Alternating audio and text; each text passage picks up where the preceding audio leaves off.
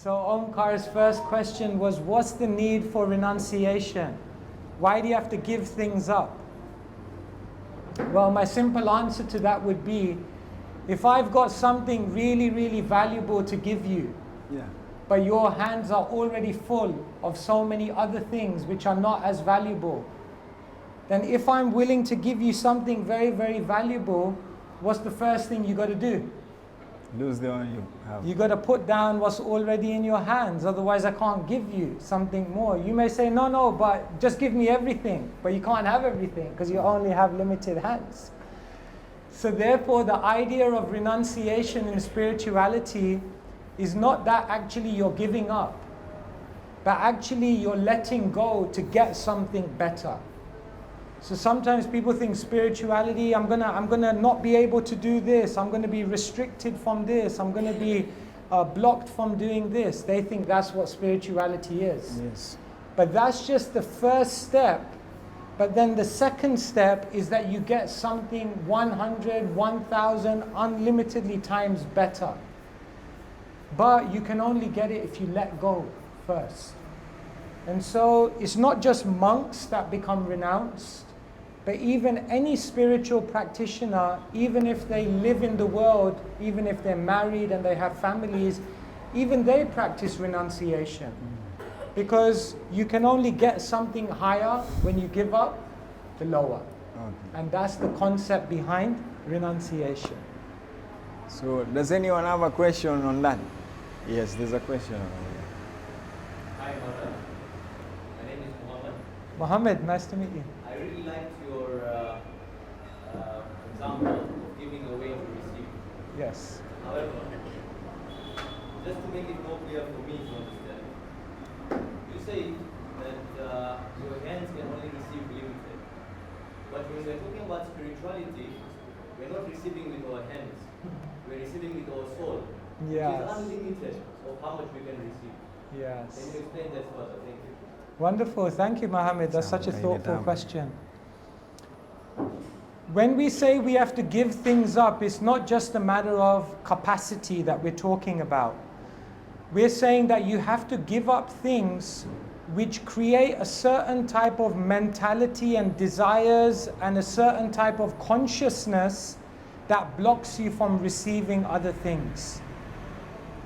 So, for example, if someone says, I want to be an Olympic gold medalist, and at the same time, I want to go out every night, I want to eat pizza every night, I want to take drugs, I want to, drink alcohol, then it's a little difficult to have everything, because one type of lifestyle is blocking you from accepting a higher type of lifestyle.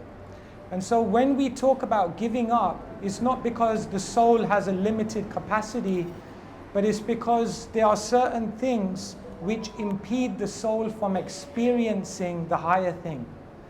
And when we let go of those things, then we open up the opportunity for the soul to experience the totality of happiness. Because if we're all honest here, we've all had the experience that material things only bring you pleasure to a certain extent, isn't it? You don't need to be, the Pope or, a saint to know that. We've all experienced it, right? So therefore, we're saying, give up the lower happiness to get a higher happiness.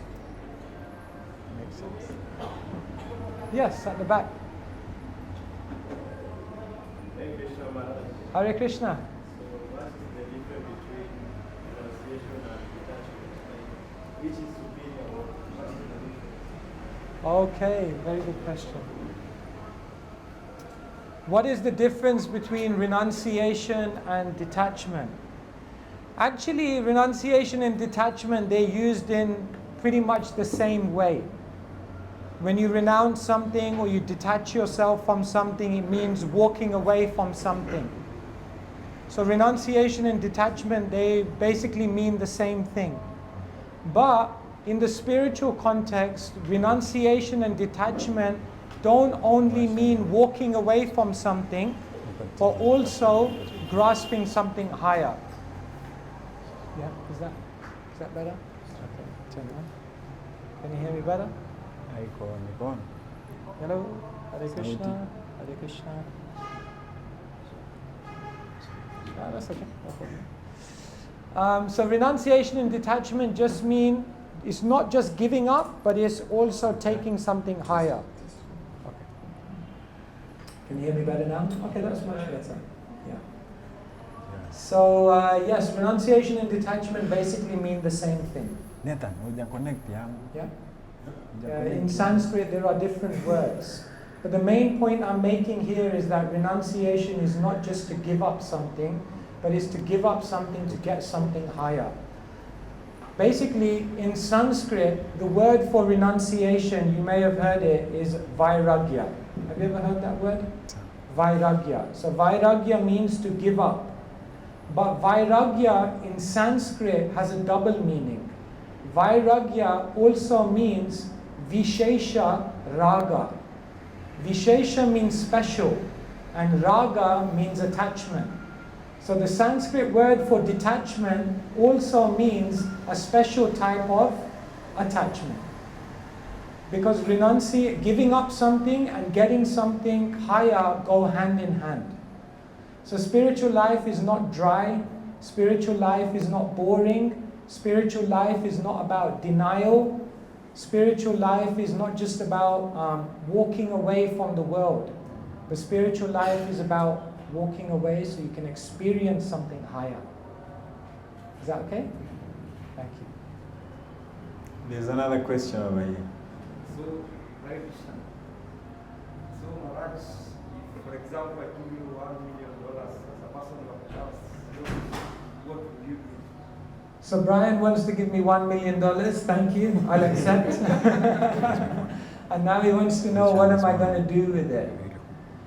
So there's a very, very beautiful verse in the scripture. Prapanchikataya buddhya hari sambandha vastuna mumukshubi parityago falguvairagya uchyate. Prapanchikataya buddhya. There are many, many things in this world which are made of the 5 elements. Basically all the things of this world. And everything in this world has a hari sambandha, has a connection to divinity. Now if you give things up, not knowing how they can be used for the service of the divine, then that type of renunciation is a lower renunciation. So if you give me $1 million, then my renunciation will be to take that $1 million and to do something beautiful with that $1 million to serve the divine, to serve the world, and to serve the purpose of bringing spirituality into the world. And therefore that's what I do. One Srila Prabhupada, there was a yogi, and they took a picture of him in the newspaper, and there was a pile of coins and notes, and he was like very averse to it. So Srila Prabhupada said, call the photographer and I'll go like this. I'll take it all. But I won't take it for selfish, exploitative, or for some purpose of my own enjoyment. I'll take it for the purpose of service. So a spiritualist can use all kinds of things. I'll tell you a mantra, try to remember it. It's not that spiritualists don't own anything. It's that spiritualists aren't owned by anything. In other words, the spiritualists know how to have material things, but to use it selflessly. And that is the highest renunciation. So, Is there any question coming up? I think that was a very wonderful explanation. But Muhammad is still not satisfied. Muhammad, okay. Okay, so he has something. Yeah, but here once more. Yeah, he wants more. No, it's a bit unrelated. I'm just curious why Krishna's color is blue. Why is Krishna blue? Yes. Okay, wow. Well, the first thing to understand is that God is a person. And therefore God has personality. And therefore God also just has his likes and dislikes. For example, what's your favorite food? Pizza. Pizza. Oh, good. We've got something in common. Pizza on the menu today. Why do you like pizza? It's easy to eat and it's tasty. There are many other things. But why is it tasty? Explain to me why it's tasty. If I say to you, explain to me why pizza is tasty for you. I like cheese. Then you could have said lasagna, you could have said something else, right? You wouldn't be, if I asked you to explain to me why you like pizza so much, you could say many, many things, but it wouldn't definitively be able to explain to me. Because if you say I like cheese, I'll say, why do you like lasagna? If you say because it's easy to eat, I say, why don't you like, a crisp packet? I'll give you a crisp packet. That's even easier to eat. So how are you going to explain to me that you like pizza? You're just going to end up looking at me and say, I just like it. God is a person. God doesn't have to come up with an argument or a reasoning behind everything He does because He's a person. And just as like we have likes and dislikes which are not necessarily objective, how can we have something that God doesn't have? So therefore, if we have likes and dislikes which are just likes and dislikes, God also. You could also say, why does Krishna play a flute? Why doesn't Krishna play a saxophone? Why doesn't Krishna play a guitar? Why the flute? Well, He likes it. Why does Krishna wear yellow? I mean, blue is also nice. No, He likes it. So we have to understand that this is a very, very deep point. Actually, your question raises a very, very deep point, because what happens generally over time is that we depersonalize God more and more and more, and we end up becoming what we call impersonal towards God. When actually we must realize that just as we are persons, God is a person, and He has His likes and dislikes. Is that okay? Thank you. Thank you for your thoughtful questions. Can I go here and then to you? Is that okay? Just because I saw the gentleman here with a question.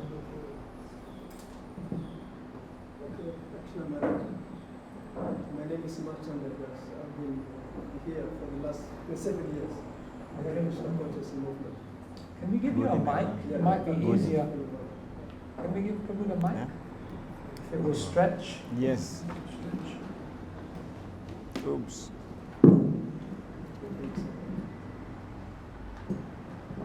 Okay, Hare Krishna once again. Hare Krishna. Yes, my name is Martin. I've been preaching this court for the last 7 years. I took Diksha 3 years ago from the Holy Maharaj. And I just want to have one simple question, because I've learned that you have you're able to answer my question. The question is very simple. It's like this. Today in the world, there are so many religions, and the teachers and gurus and the rest. And each one claims to be able to deliver my humanity. At the same time, the world is full of evils and materialism. Why like this? There are many religions, spiritual leaders claiming to change the belief of the world. The other side, evils, terrorism, and degradation. Why like this? There's no part of the world is very pure. There's pollution, evil, vices on one side. The other side, religions, spirituality. What is the cause of this contradiction? Spiritual leaders and religions and evil on the same world. Why like this? Thank you, Maharaj. Thank you so much. So the question is, there's so many religions in the world, but simultaneously there's so many problems, there's so many conflicts. How can both coexist together? You see, actually there's not many religions. There's only one religion, love. Every religion, it doesn't matter whether you call yourself a Christian, a Hindu, a Muslim, a Buddhist, or whatever. Ultimately, Save Pumsham Paro Dharmo Yato Bhaktir Adhok Sajay. There's only one Paradharma, there's only one religion, and that is love, selfless love. So if you say there are many religions in the world, my first question to you will be, how many of those religions are actually teaching people about love? How many of those religions are actually authentically teaching their followers to develop unmotivated, uninterrupted, pure love for the divine? the more people there are like that in the world, the more peace will come about.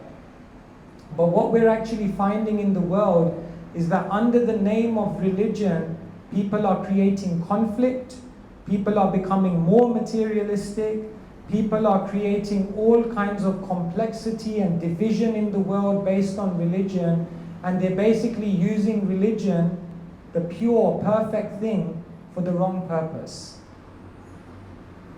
So therefore, it's not that it's enough for there to be religions in the world. The real question we have to ask ourselves is how much pure, untainted religion is there in the world. And the more of that there is in the world, you'll see the more problems getting solved. Otherwise, far from solving the problems of the world, you know what will happen? These religions will contribute to the problems of the world. And therefore, how many wars come about because of so-called religion? How many disputes in the world or violence in the world is there because of so-called religion? It's not because of actually religion, it's because of misguided religious people. And therefore, Srila Prabhupada said, I've come to teach this world not religion, but the ultimate teaching that you have to have love. And when that comes about, everything becomes perfect. Is that okay? Thank you. Yes. Are you okay to come forward on the mic, or you prefer to be from there? I'm comfortable enough, I hope. Okay. It's an addition to this question. I have a 4-year-old who is very curious about, who also made me see a bigger picture of Krishna's color. And when we were going through the stories, the storybook, when you're reading the stories to the child, she actually, later on during that day we went to the beach, and she said, the sky is blue like Krishna, and the water is blue like Krishna. And in my mind, I was like, wow, interesting. If she relates that, and everywhere she'll ever go in this world, that remains constant. And blue is the color of divine cosmos, like things we don't understand the ocean to the maximum, we don't understand the sky to, there are things that are beyond our limited comprehension. Of, yeah. And normally a lot of texts say it's bluish, blackish. Yeah. So there is that aspect of melanin also holds a divine way of thought in our context, and the same with the blue color in everything, and him being, let me say, an avatar of Vishnu and avatars of blue, like it was a whole realization from the 4-year-old for her to just realize that, hey, I'll always remember amazingness, like blue is such an amazing color to her at her age. So yeah, it's... Yes, thank you for raising this. So the sky is blue, the sky is kind of like, we can't think of something more vast than the sky, we can't think of something deeper than the ocean, and these things are all blue. Does that have a connection to Krishna being blue? Maybe. Of course, Krishna, he's not exactly blue. He's actually the color of a darkish rain cloud. I think here you can see rain clouds. In Mombasa it also rains sometimes, just like London. And you see, you know what, have you ever seen like the sun behind a rain cloud? It's almost like darkish, blackish, but it has a certain illumination to it. So this is actually the color of Krishna. It's actually Shyam. Shyam means darkish, blackish, bluish. So not exactly like the ocean or the blue sky, not exactly like that, more like a darkish rain cloud. So yes, we could potentially try to compare it in ways like this, but ultimately God is, as I mentioned, a person, and therefore it's not that everything about him can be logically decoded into a lesson. That's the essential point. Yes. Thank you. But thank you for sharing that. It was very nice. Any other question? Is there any question? Dominic, you have a question.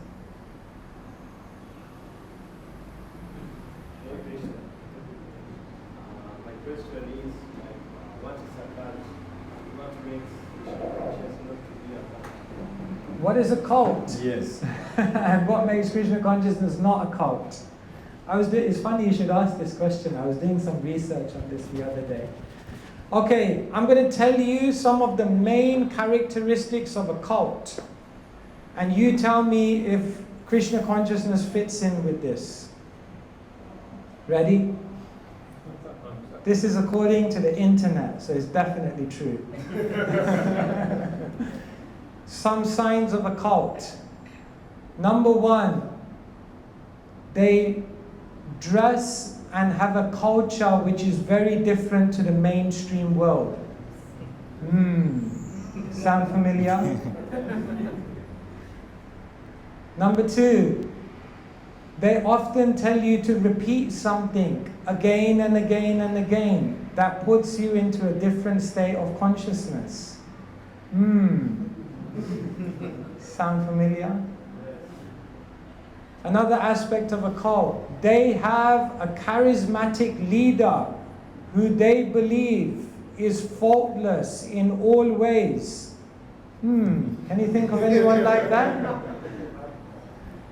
Characteristic number 4 of a cult, they often tell you the dangers of associating with those who are not part of the cult. So I was reading this, I was thinking like, wow, maybe I joined a cult. But you know what my next thought was? The whole world is like this. Don't people out there have their role models or people that they just follow without question? Don't people out there have the songs that they sing again and again and again, meaningless songs which don't really talk about anything that significant?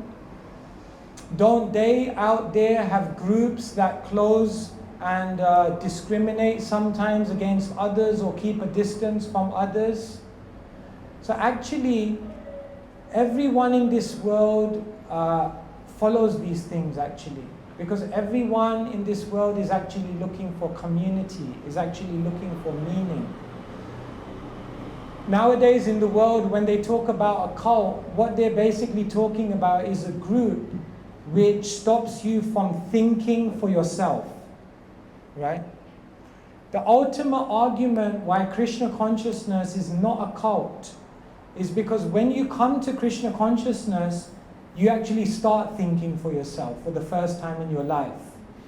You actually start challenging everything the world told you that you accepted blindly for your whole life. You actually begin challenging theories that were taught to you at school that you just thought these are already proved.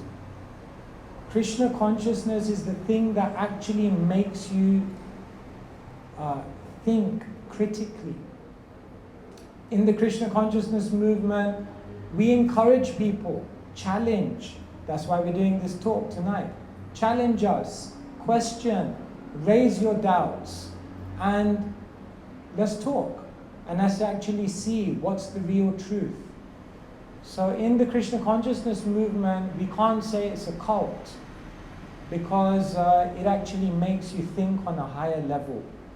And all the ways in which they classify cults in the world, if they put us under those categories, then we can look back at them and say, you guys do exactly the same things. Right? On Apple iPhones, a cult. I'm also part of the cult. Right? There's so many things. On fashions, part of the cult. Right? All of these things. So, Krishna consciousness is about, after Krishna has told the entire Bhagavad Gita to Arjuna, right? What does Krishna say at the end? Iti te jnanamakyatam guyad guyataram maya vimrashe dadasheshena yatechasi tatha kuru. Krishna, who's the founder of the Hare Krishna movement, what does he say at the end of the Bhagavad Gita? Arjun, I've given you all the knowledge. Now you think about it, analyze it, reflect on it, challenge it, see if it makes sense to you. Yata icha tata kuru. And then you do what you want to do. How can that be a cult? Because Krishna is saying you have free will, you think about what you want to do. And in that way, there's no sense of brainwashing, there's no sense of coercing, there's no sense of forcing, there's no sense of intimidating in the Krishna consciousness movement. Rather, we want people to become open-minded, critical thinkers. Is that okay? Okay? Adding on to that statement and that question, but we could say that, well, Krishna has given us free will, but are the leaders of this movement, of this organization, are they giving you free will, or are they doing what cults do? So Krishna is giving you free will, but what about all of Krishna's agents? What about all of Krishna's leaders? Are they giving you free will?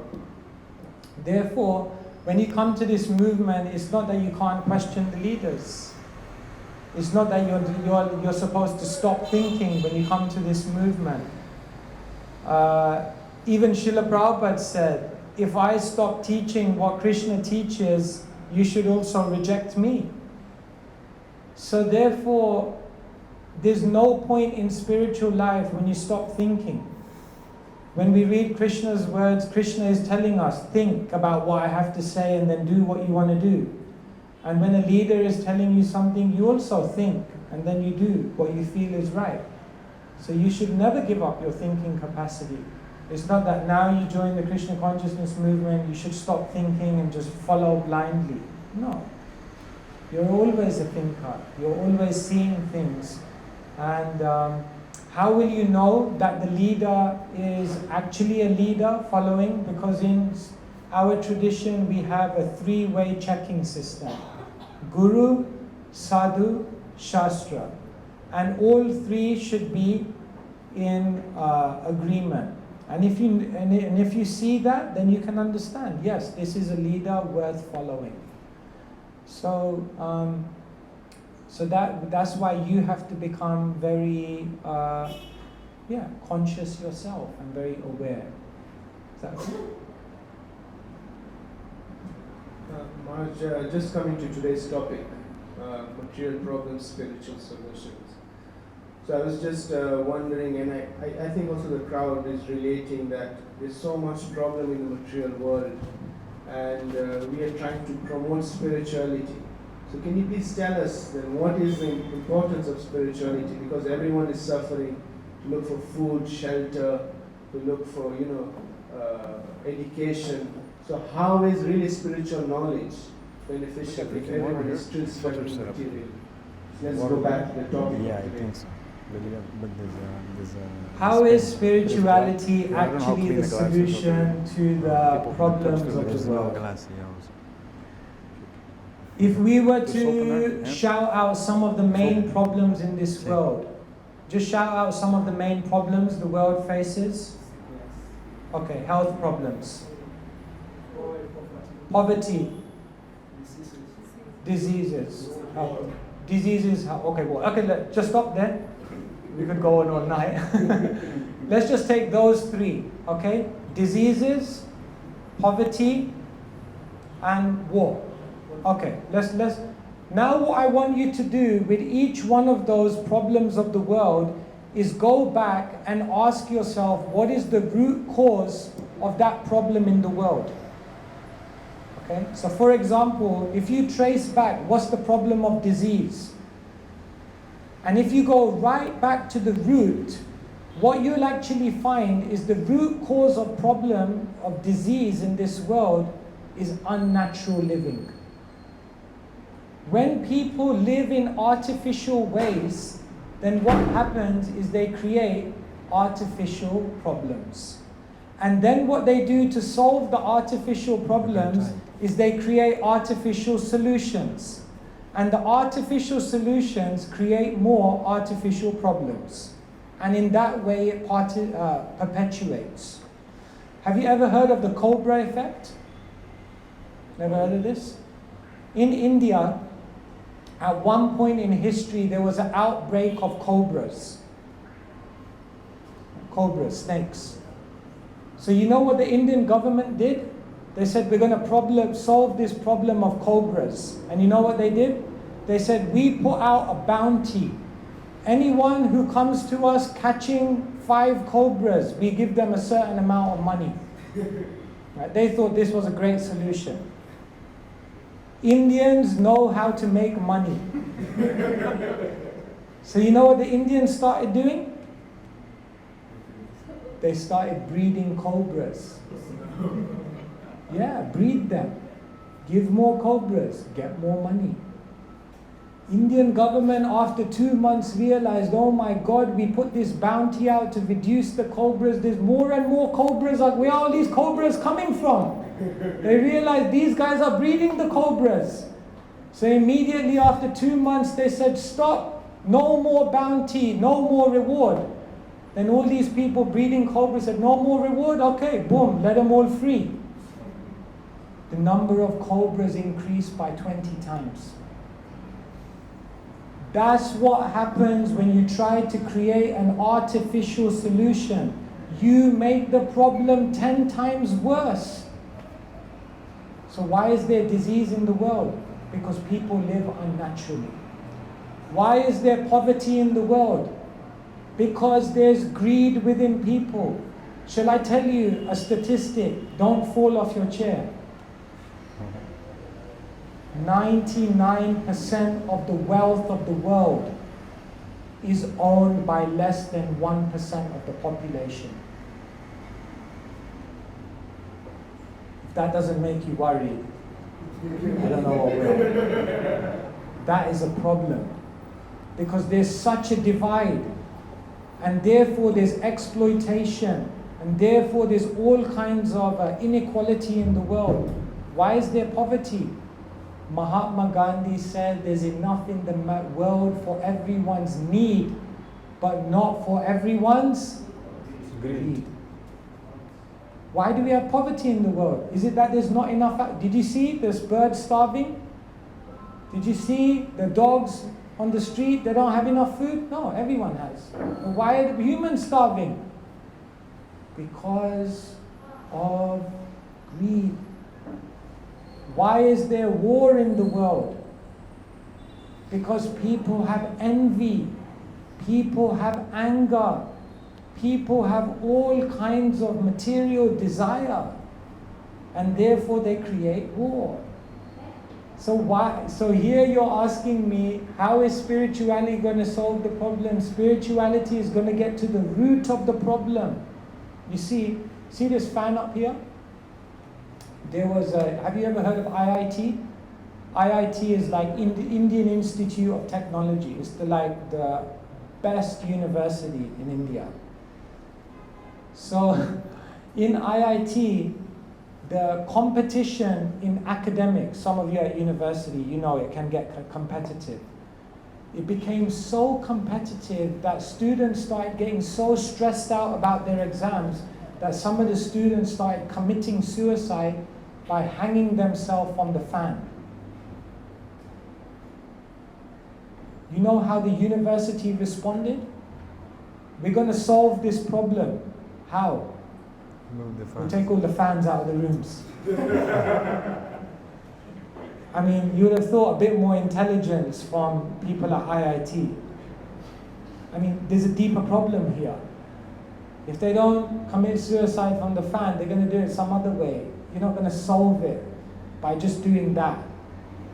The world we're living in is trying to solve problems, but not getting to the root of the problem. We're simply patching it up. If you have a boil on your hand and you simply blow on it, It may give you some relief, but there's no solution there. You need to get into the root. So Krishna consciousness, the distribution of knowledge, changing people's character, changing envy to appreciation, changing lust to love, changing anger to tolerance. This is what's going to create the biggest change in the world. And therefore, that's what we're doing. We're changing people's character. Hold on. Yeah, there's a hand at the back there. So what do you mean by It looks like after Omkar's first question, you're not going to get another chance to get answer. No, yeah, go for it at the back. what do you mean by living efficient? How can you live a natural life? Live a natural life. What does it mean to live a natural life? Oh, what does it mean to live an unnatural life? Or both. Yeah, let's explain Both. What is natural? Who decides what is natural and who decides what is unnatural? That's your question, right? Yeah. Well, the first thing is we take help from wise people who have understood what is this world, what is our purpose in this world. And therefore we go to people who are in touch with reality. People won't know what is natural or unnatural unless you first understand what's the goal. Does that make sense? Unless you know what's the goal of your life, how will you know what's a natural life? Right? Once you know what the goal of your life is, then you will know what is a natural life. But if you don't know what the goal of life is, or if you set the wrong goal of your life, then you'll end up living an unnatural life. So the difference between natural life and unnatural life is that natural life takes you to the ultimate goal of life. Unnatural life takes you to some other goal in your life, which is not the real goal of life. So, I'll just give you an example. Unnatural life means, for example, okay, I'll give you an example of unnatural life. Unnatural life is when we communicate with people on devices, on computers, over the internet, through mobile telephones, but we never speak to people face to face. That's unnatural. Now you may say, why? Why is that unnatural? Because the goal of life is to have loving relationship. And in order for there to be loving relationship, there has to be genuine exchange. And in order for there to be genuine exchange, there needs to be personal contact. That's just a part of life. Because when we are face to face with each other, being very genuine and honest with each other, and serving each other in a very, very tangible way, and interacting, then there's more chance we're going to experience love. Therefore, how do we know that all of this communication technology is unnatural? Because it doesn't take us towards our goal of having proper relationships. Do you know that now in the world people are more connected than ever before, but more lonely than ever before? How's that possible? Because it's unnatural. So, when we understand the goal of life, then you can go back and ask yourself, is this a natural way to live? Like say for example, if you know the goal of life is that the human body is given to you so that you can use this facility to understand the higher truths about who you are and serve the divine and develop selflessness and go back to the spiritual realm. Now, if you understand that's your goal, then for example, you will respect the body. Because you understand the body is a temple, the body is a vehicle which is taking me to this goal. You won't exploit the body by overeating, or you won't exploit the body by taking drugs. You won't exploit the body by trying to harm someone else or harm yourself. You know that all of this is unnatural because it doesn't help you to use your body for what it's meant to be for. So the main problem in the world is that everyone is living unnaturally because no one has a clue of why they're here. It's actually amazing that most people in this world have no idea why they're here. I'll give you an example. We came on a train this morning from Nairobi to Mombasa, okay? Now imagine you get onto the train and you're sitting across from someone you've never met before. And you're just trying to be friendly. People are friendly in Africa. So you say to the person, "Oh, nice to meet you. Where did you come from today?" And the person looks at you and says, "I don't know." You think like, okay, that's a bit strange. And then you say, "Okay, where are you going today? Where are you going?" And the person looks at you and says, "I don't know." I mean, already the doubts are there in your mind.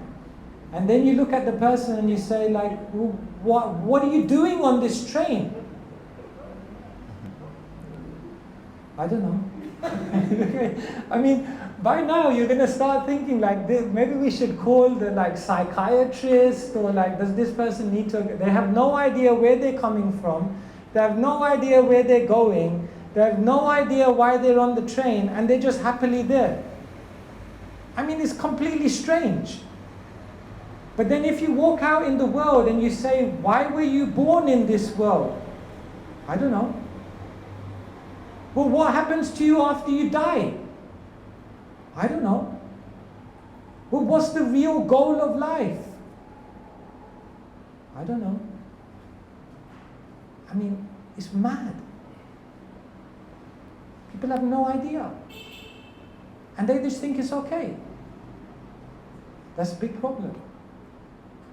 So if you don't know the goal, you will end up living in an unnatural way. Yeah, you want to respond to that? So, should you not live unnaturally? Should you not live unnaturally? Is that the goal of life? Should you not live unnaturally? Yeah. Well, if you live unnaturally, you're going to run into problems. Yeah. So the question you have to ask yourself is, do I want to run into problems? Live unnaturally. Yeah, you're going to run into problems. If you eat unnaturally, you're going to run into problems. If you live an unnatural lifestyle, you're going to run into problems. Yeah. What about cases, for example, you're using something to amplify your sound ratio. It's not natural. For example, your sound ratio. So should you leave that microphone? Oh, okay, all right, okay. I understand what you're saying. Okay, I understand what you're saying.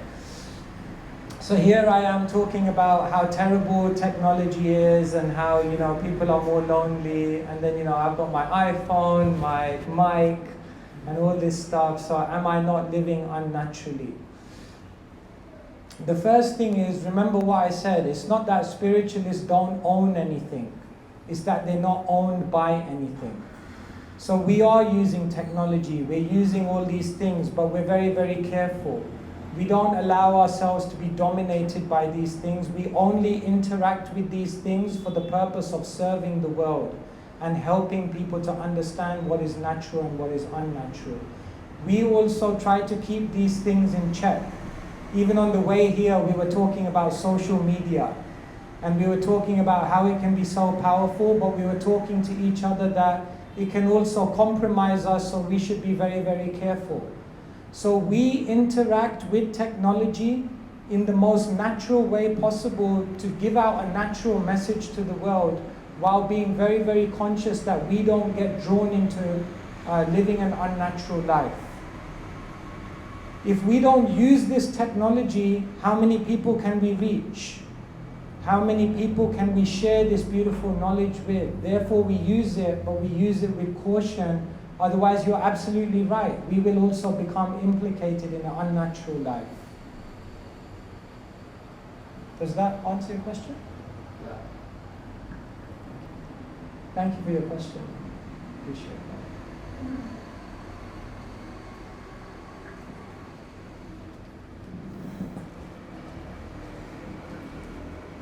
Sawa, vuta.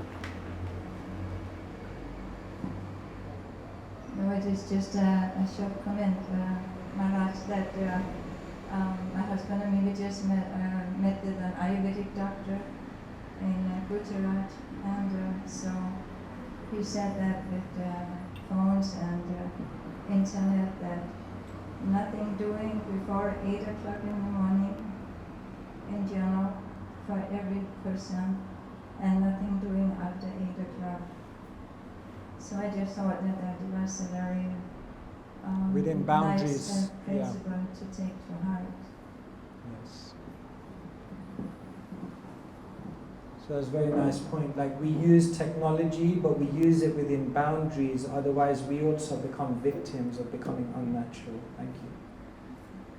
Yes, at the back.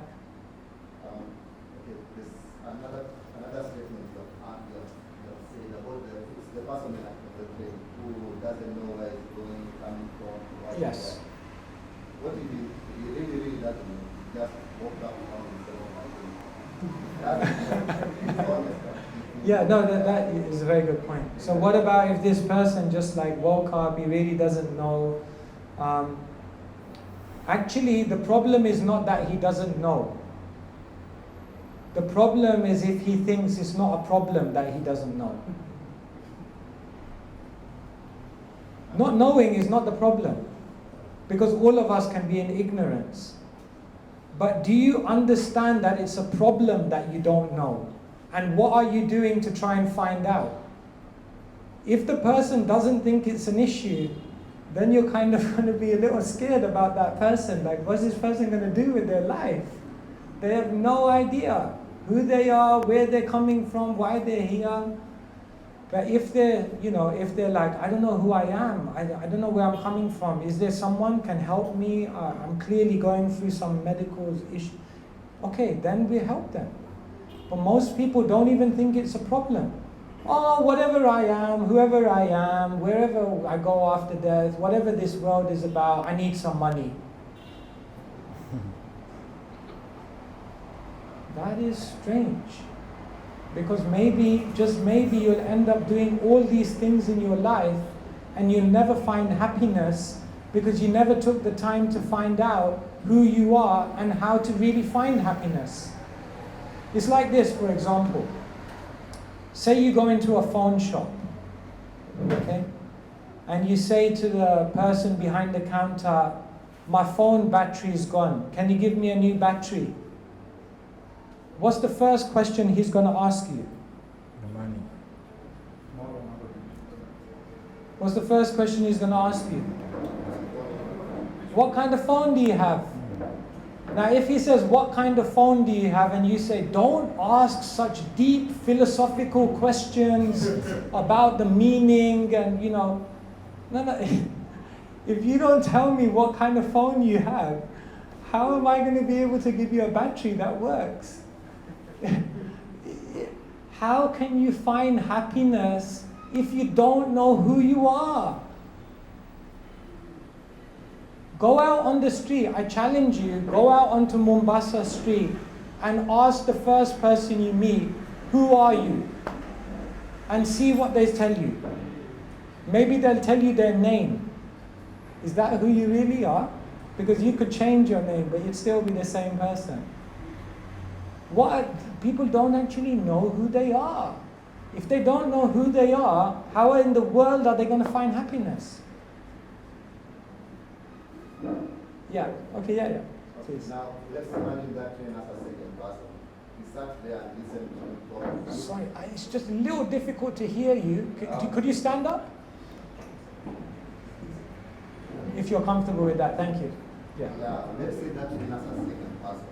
He listened to you talk about, he listened to you give the other person that information, and he also doesn't know. Then he has had you mention that if you know where you are going from, where you have come from, you will be happy. This person doesn't know. Literally also doesn't know where he's coming from. But since he has had it, he decided to say, I know where I'm coming from. In short, what I'm saying, the second person on that train doesn't know where he's coming from, doesn't know why he's doing there, but he's pretending that he knows. Because he heard it from someone else. Yeah, you will be happy if you know. But he doesn't know. He just heard it and he's just accepting it. because he had someone. Because he heard someone say it. To Yeah. make it happen. So is he going to be happy? Is that your question? And what does he have an issue? What is his That's a very good question. And that's why basically, like say for example, I'm sitting here telling a philosophy to you. Now if it's not just that, why does Krishna say to Arjun, I've given you all the knowledge, now then what did he say to Arjun? Second thing he should do? Think about it, reflect on it, digest it, try to challenge it, and then deeply see if you can accept this, and then act. In other words, you raise a brilliant point that most of the people in this world, they just listen to something superficially, accept it, and then live their life by that. But even that won't bring you happiness. Because Krishna says you have to take the knowledge and realize it deeply in yourself. And so that's what we're trying to share with people, that we're here, we're sharing a philosophy. We've got a hypothesis about where you came from, where you're going, and why you're here. But don't just accept it because we've said it. We're presenting it to you, and now you challenge it. And if you truly believe it, then follow it. Is that okay? Yeah. Thank you for raising that point. Very good point. I see lots of hands. Were you first? Or? No, okay. Yeah, Mohammed. Okay. Go ahead. Please help me Go ahead. clear my preconceived notion. Could you go on the mic? We've become dependent on technology. Okay, Maharaj, if you can help me clear my preconceived notion. Yes. And tell me about the concept of oneness of world as far as Krishna consciousness is concerned. Oneness of God. Yes. Oneness with what? What do you mean by oneness? There is only one God. Oh, okay. So in Krishna consciousness, what do we believe is there only one God? So sometimes there's a philosophy in the world called polytheism. Heard of that one? The idea that there's many gods. So in Krishna consciousness, we don't ascribe to polytheism. So then someone will say, then you're monotheistic? One God? Not exactly. The technical term, take a deep breath. The technical term for what we're teaching you here is not polytheism. It's not monotheism. What we're teaching you here is polymorphic bi-monotheism. Okay? Can you say it after me? Polymorphic bi-monotheism. Now I'll explain what it means. The Vedas explain monotheism. There's one God. But what the Vedas also explain, bi-monotheism. That God has a male aspect and has a female aspect. Therefore, for us, we never just worship Krishna. We worship Radha and Krishna. Because the divine is not just male. The divine has a female aspect as well. So we are monotheistic, but more specifically, we're bi-monotheistic. We believe divinity has a masculine and a feminine aspect both. But not just that, polymorphic bi-monotheism. We believe that one God then appears in many, many other forms, what we know as avatars. And therefore, Radha and Krishna come as Sita and Ram. Radha and Krishna come as Lakshmi and Narayan. And therefore, yes, there's one God, but more specifically, that God has a male and a female aspect. But more specifically, that God that has a male and female aspect also comes to this world in many, many forms at different times, places, and circumstances to uplift the world. So yes, we believe in one God, but polymorphic bi-monotheism is more specific. Does that make sense? Yes.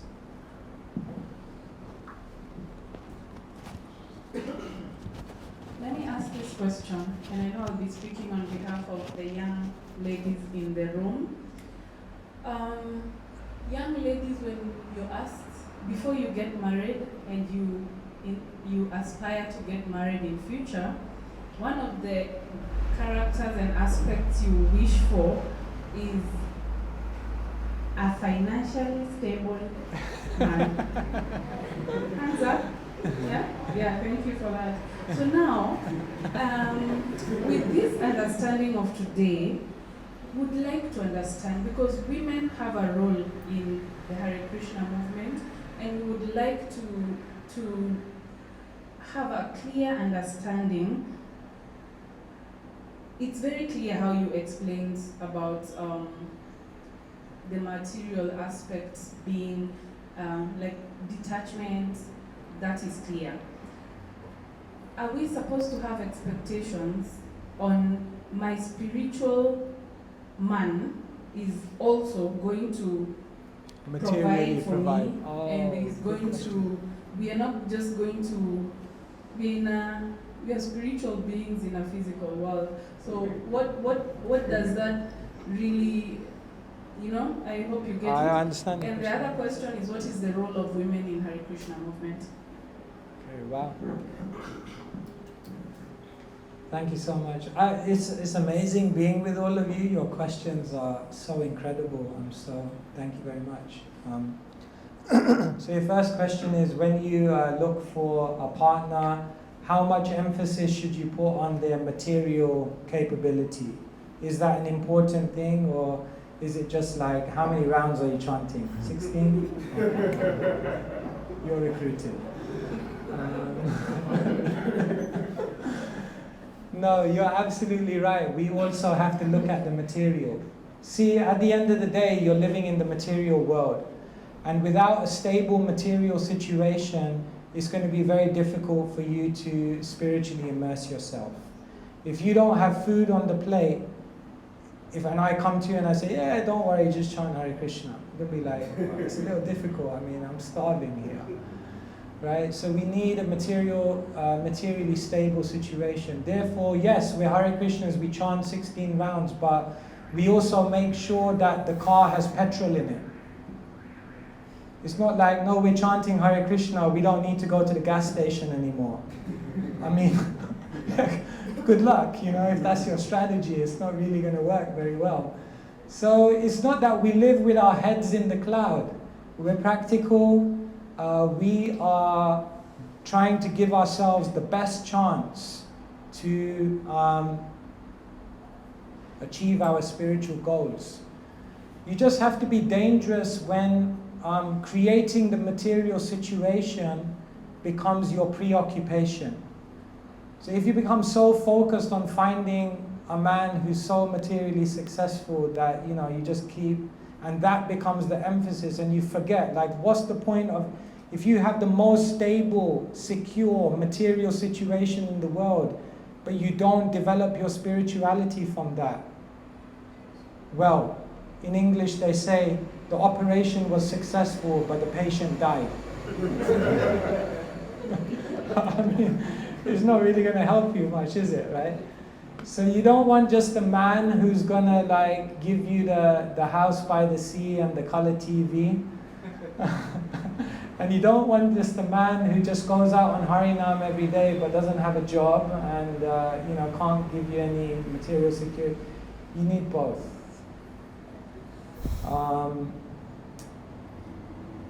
So good luck. And if you can't, then you can take sannyas. No, you will find. Krishna will help. So I don't know, does that help? So yes, you should look. And also, you know, when it's funny, here I am, a sannyasi giving marriage advice. But what to do? Also, when you look for someone to, I'm just passing on advice that I've heard many people say. When you're looking for someone to get married to, don't just look for someone who's obviously spiritually enthusiastic and accomplished, but look for someone who also has good character, good qualities, someone who you have a like-mindedness with. You may think those are quite material qualities, but no, they're actually really, really important as well. So Yes, we are looking at the whole thing in a rounded way. And your second question, what is the role of ladies in the Hare Krishna movement? A very important role. Ladies are the mothers. So the mothers are actually the most important part of a society, you can say. Because mothers are nurturing the future generations, they're bringing up the future leaders of society. But you may say, does that mean we're just supposed to be at home every day and be mothers? What about if I want to go to work? What about if I want to have a career? So, you see, there was a culture of Vedic tradition 5,000 years ago. And that culture gives certain principles for men, for women, for people who are warriors, for people who are farmers. It gives certain principles by which they should live by. But what happens is that with time, the world changes. So how, for example, in the role I'm playing now, I'm a sannyasi. Now, if I try to live like how sannyasis lived 5,000 years ago, I don't think I'd live to see the end of the day, right? It's just impractical. But what I have to do is look at the principles of the sannyas life. What does sannyasi life mean? You understand? Sannyasi means a lifelong renunciate. So what are the principles of a lifelong renunciate? They have to dedicate themselves to serving others. They have to live a simple life. They have to stay very chaste in their interactions with the opposite gender. These are principles, they never change. But how they practiced those principles 5,000 years ago and how I practice them today will be different. So therefore, in any spiritual tradition, there's preservation and there's also adaptation. And it's the same thing for ladies. There are scriptures which will tell you these are the qualities that ladies should live their life by. But how you now live those principles in 21st century modern cities may be different. And therefore many of the ladies in our movement do go to work. They do have jobs. They are successful, sometimes even more successful than their husbands. But they also don't forget the unique contribution that they're meant to make to society as ladies. But they live in a very relevant way according to the time. So it requires a lot of maturity, because what often happens in religious movements is they try to place stereotypes on people and say, no, this is how brahmacharis should be, this is how ladies should be. But we have to understand that there's preservation and adaptation. And so the role of women is an evolving role, and it changes and it needs to be adapted according to the modern situation. I hope that helps. The question you ask is actually the subject for a whole session, like that would require. Yes, Keshava Priya will add to this. Mataji? Yes, thank you, Maharaj. But you are a Maharaj. So that is why I just wanted to add that women, what I have seen in 40 years in ISKCON is that the principle of service to each other in mutual respect in the marriage is the foremost priority, should be of both partners. And so what my spiritual master, Brahmaswam, is always saying that the wife's first duty is to serve the husband, and the husband's first duty is to please the wife. So it's not to please your boss at your office, or I know that you don't mean these things, but I just wanted to emphasize this service principle, because I do believe that men's psychology is different from women's. So men, they in general want to be served and glorified, and women, we want to be loved and protected. And so if we know that these principles and we act accordingly, we can be very happy in these relationships. Thank you. Thank you for raising that. Yes, very nice. Yes. Okay. We go Prabhu and then yourself? Or you want to go? Okay, you come first. No, you come first. Okay, Prabhu. Please. Maharaj, like in Srimad Bhagavatam mention Akam Sarva Kamo Moksha Kamodara, the brain bhakti yogenius. Somebody has all desires, somebody has no desire, somebody wants to be liberated, but they must engage themselves very rigidly in spiritual life. So automatically all will be fulfilled. So same like somebody wants something material, something may not, but if they are spiritually strong, everything due course, they will get in purified way. Yes. Thank you so much. Yes, thank you. Anand Prabhu makes a very nice point that ultimately when we engage in spiritual life, then all other things will be achieved. Thank you. Yes, Prabhu at the back. Lawrence, is it? Nathan. Yes, please.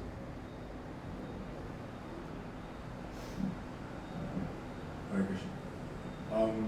I have a question. I have a question, and this is based off a few conversations we've been having, actually a couple of days with a friend of mine.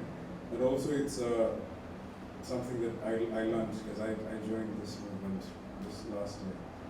And with the Bhagavad Gita 2:14, it's mentioned that disappearance, so the non-permanent appearance of happiness and distress and the its disappearance in due course, are like the seasons. Krishna ends up saying that it's related like the seasons, and it goes on to say that we should not be affected by by emotions or by happiness and stress. That we should be able to tolerate them. And you've talked a lot about detachment. You've talked a lot about detachment and life, living life, a natural life, and a natural life. But then, how do you not hold attachment to emotions, happiness and distress? At the same time, live without them affecting you as much as because these things are part of our lives, day in and day out. We get happy. I mean, even from chanting Hare Krishna, that comes a time you feel extreme joy, and sometimes you can be feeling extreme sadness, and it's there. And you do tolerate it, yes, you can be the observer and you observe all those emotions, but it still affects you. How do you not let it affect you?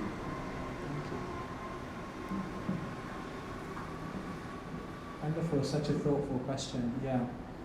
So Krishna says, don't be affected by happiness and distress, but it seems that we have so many emotions. So how do we deal with these emotions?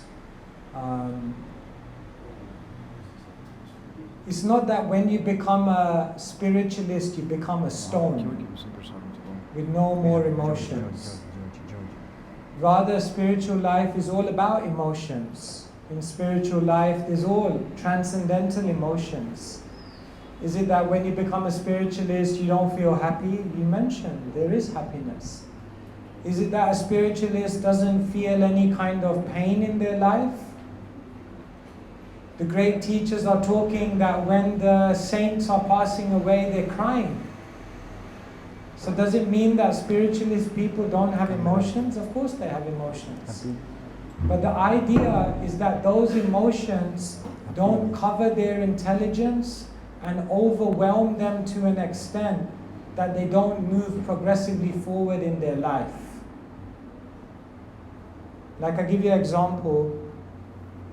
Arjun told Krishna told Arjun, don't be affected by happiness or distress. They come and go like the winter and summer seasons, right?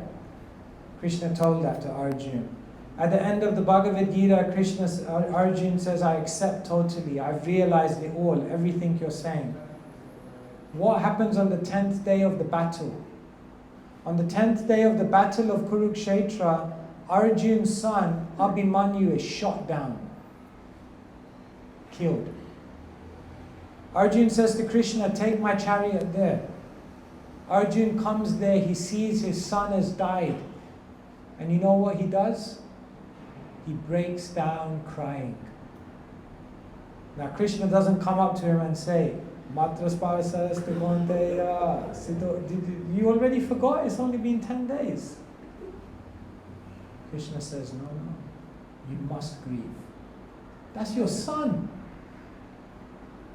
But then what was the meaning that you shouldn't be affected by happiness or distress? It means that those emotions shouldn't overwhelm you in such a way that they block your intelligence and block you from moving forward in your life. So what happened? Arjun grieved for his son. But what did he then do? In the very next moment, he picked up his bow, he went back on the battlefield, and he continued fighting as a warrior.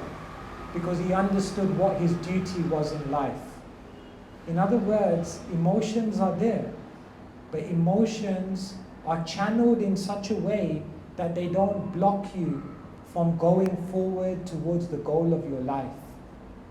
So when you become a devotee of Krishna, you don't become a stone-hearted, emotionless blob. You know what I mean? You become a real person, full of, Krishna has so many emotions.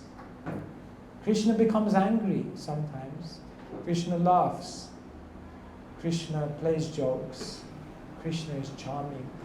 Krishna has all types of emotions. He's a person. And so are we. And we have personal interactions. But those emotions don't cover. What happens in the world is that people's emotions cover their intelligence. That's why in the world they used to think the people who have the highest IQs were the successful. And then they realized, what's the point of having a high IQ if you don't have a high EQ? Because if you can't control your emotions, you lose your intelligence. And that's what happens. When people get angry, they say things, do things they would normally never do. That means uncontrolled emotions. The spiritual life is all about emotions, but channeled emotions which support your journey towards the Supreme. Does that make sense? Yeah. Does it also mean that material, like things in material nature, your life in this material world, shouldn't affect you too? Does it mean that things in the material world, things in the material nature shouldn't affect you too? Tomorrow, if I wake up tomorrow and I get diagnosis that I've got some health issue and I've only got 1 year to live, should that not affect me? I think it will affect me. It's natural.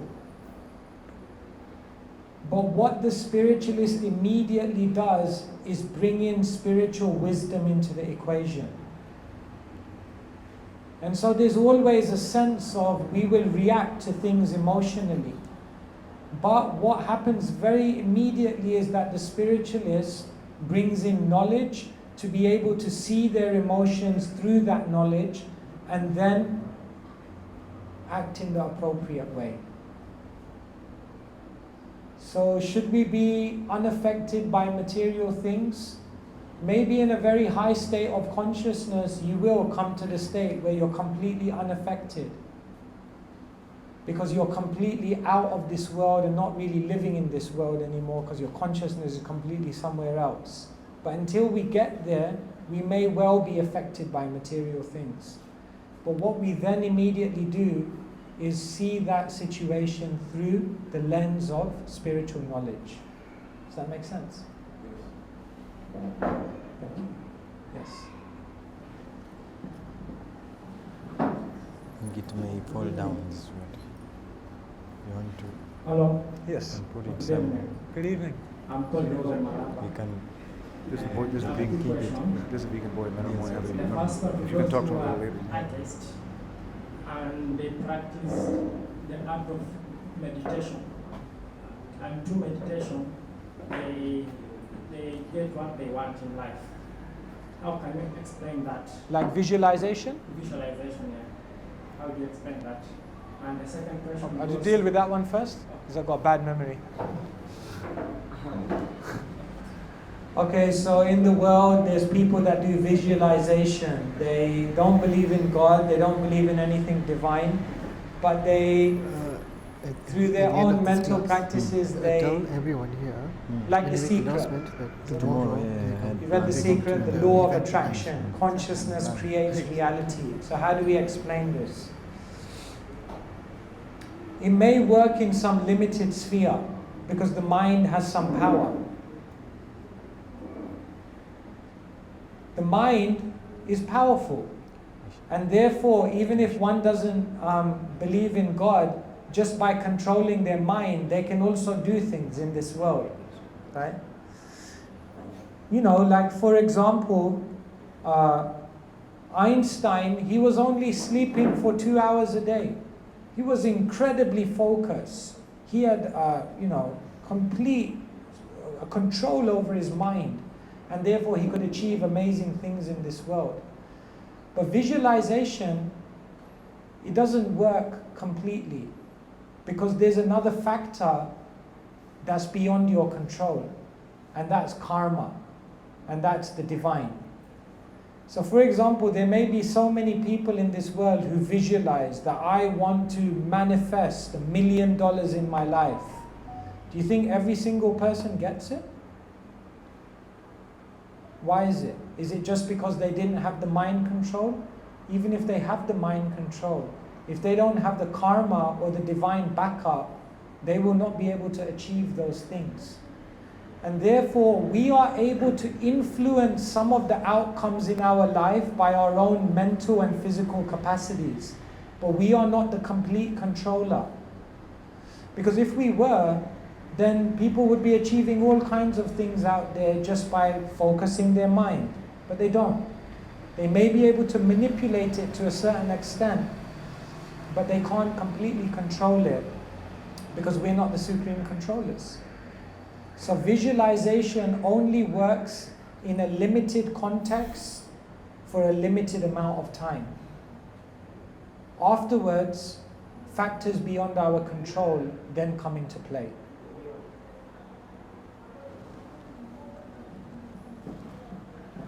Okay, the second question goes to those who are minimalist.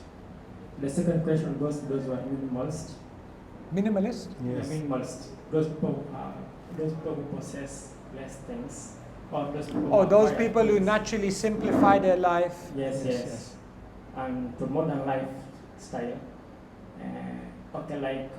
Like me, I'm a simplest guy and a minimalist, whereby I use very less things that are needed. And when it comes to financial goal, how can you explain that? If you cannot control to be minimalist on financial issue. I'm asking, you can control. So you're a minimalist. You don't get anything more than you need. Yes. You live in a very simple way. Yes. Okay, I got that bit. So what about how can you tackle on financial issue? How do you live with less finances also? Okay, all right. Okay, I understand. You're saying you're a minimalist, but you're living in a world which may be very demanding. So how do you live with less when the world is demanding you to have more? Is that your question? Okay, I see. Come and join us. We'll give you food. What do you need? In Hindi, they say roti, kapra, makan. You need food? You'll never starve in this temple. You need a shelter? Here it is. And you need clothes? If you like orange, we have spare.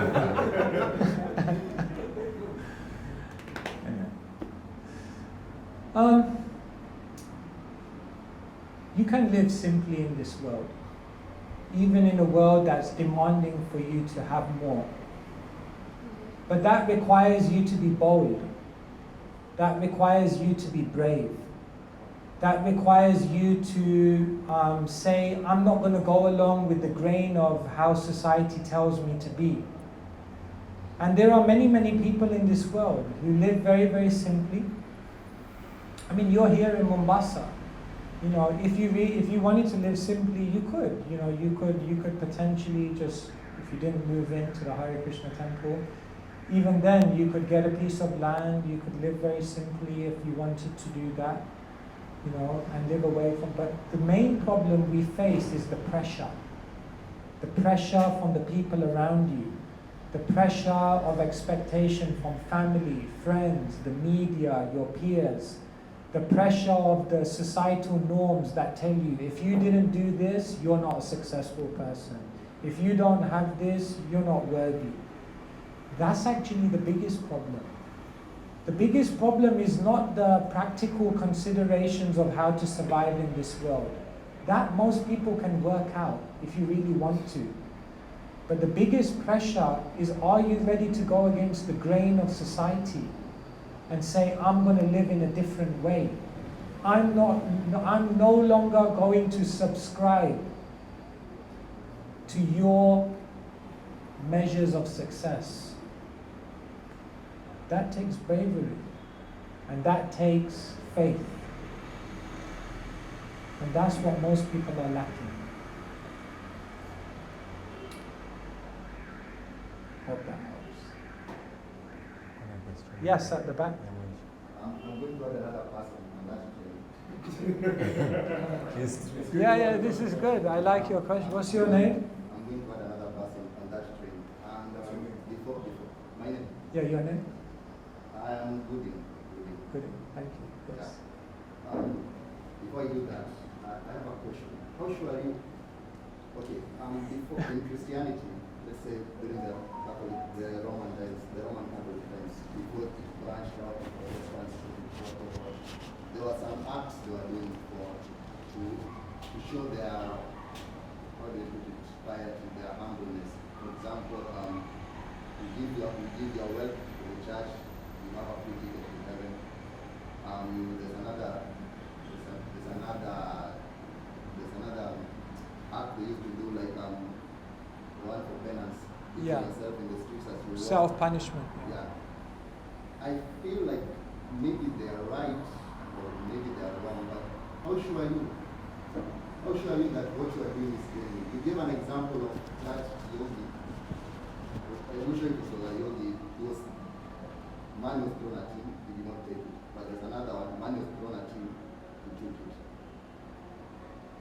How sure are you you're doing what you are doing is the right thing? For example, that yogi, maybe is genuine, he doesn't really wants the money, but maybe maybe there's something behind him, a certain hidden agenda. I understand. If I do this, if I beat myself, this is the right way to go because I beat myself. So that person on the train, he has seen everybody giving answers. This one, he says he doesn't know. This one said he knows. But really, how sure is he that he's truly genuine, that he knows or he doesn't know? Okay, excellent question. So how are we so sure that what we're doing is the right thing? How do we know putting our hand on these beads for 2 hours a day is the right thing? How do we know that using all these technology for God is the right thing? How do we know? Maybe we're wrong. In Sanskrit, there's an aphorism, Phalena Parichate.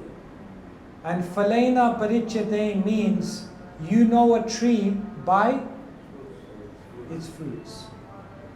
How are we so sure that what we're doing is right? Because we feel the effects of it. We feel that it works in our life. What are those effects? An ancient verse in the scripture basically tells you what should happen when you're actually practicing the right spiritual process. And the analogy is given of eating. When you eat, if you're actually eating and digesting, 3 things will happen. The first thing is you'll feel a pleasure.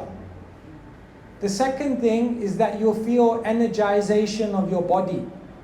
And the third thing is that you'll feel freedom from hunger. If these three things happen, you can understand you're actually eating properly. In the same way, how do you know that your spiritual acts are the correct acts?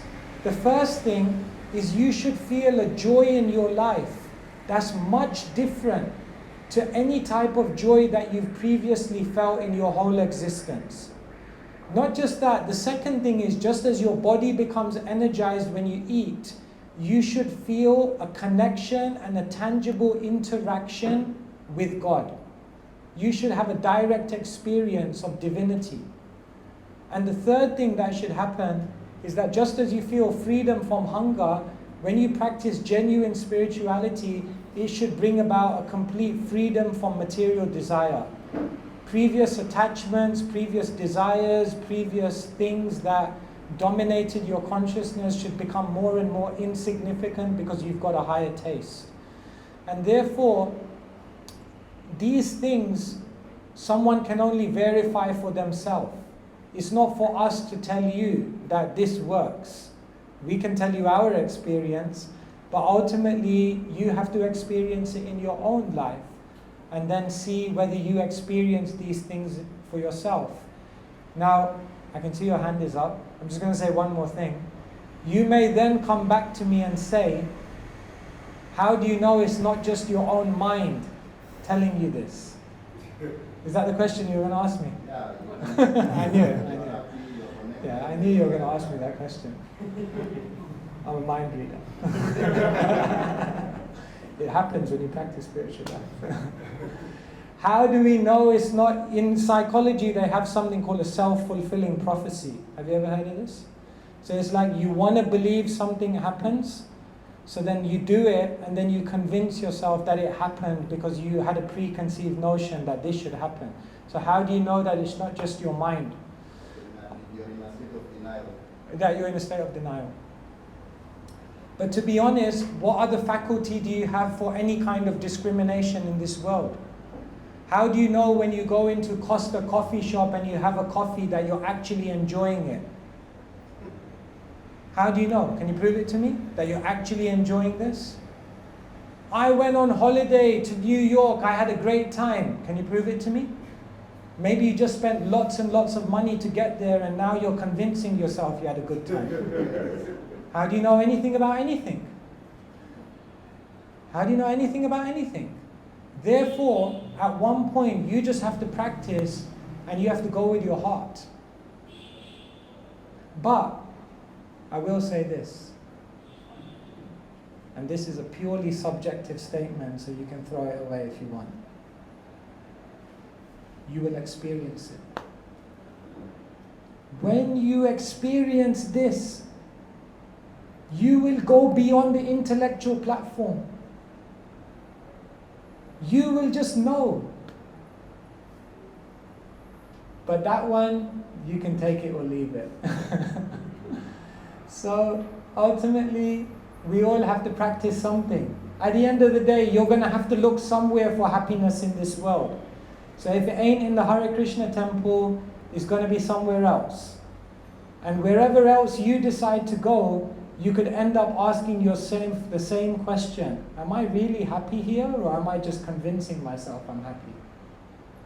You're going to end up asking that question wherever you go. So at the end of the day, you got to try it. But my firm conviction, for whatever it's worth, is that if you experience this kind of happiness, yam labdva chaparam labham, you will think there is nothing greater than this. But that's just my opinion. Yes? And by happiness, what do you mean? Let's say your religion is banned. If you get found practicing it, your religion is banned. Banned, okay. Yeah. If you get found practicing it, you want to be happy. You want to be happy. So, what do you mean by happy? Actually, it's an interesting point you raise. Bhakti or love, divine love, which is what we're talking about here, bhakti yoga, one of the characteristics of Bhakti Yoga is that it's apratihata. Apratihata is a Sanskrit word and it means uninterrupted. You can't interrupt this. The government may ban it. The media may discredit it. Your parents may lock you in the house and stop you. But it cannot be interrupted because it's an affair that goes on within your own consciousness and your own heart. And therefore, the practice of this type of spirituality is not dependent on going to a temple or going to having some kind of external arrangement. It's something which takes place in your own consciousness, and it can be done anywhere in any place. And so it can never be interrupted.